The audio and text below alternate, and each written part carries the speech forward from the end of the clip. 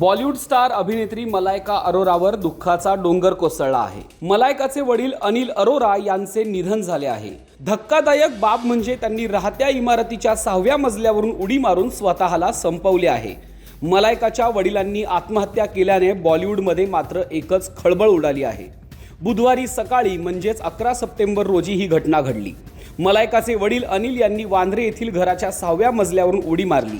या घटनेत अनिल अरोरा यांचा जागीच मृत्यू झाला।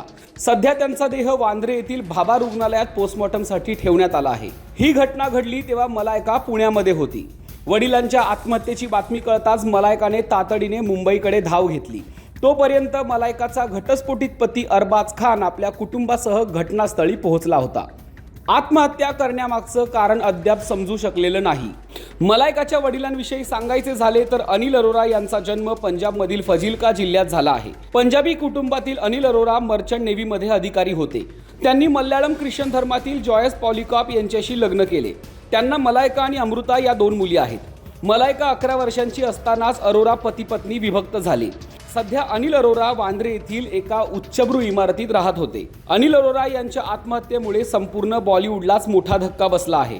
पण अनिल अरोरा यांनी आत्महत्या का केली याचं कारण मात्र अद्याप समोर आलेलं नाही। सध्या या घटनेचा पोलिसांकडून तपास सुरू आहे।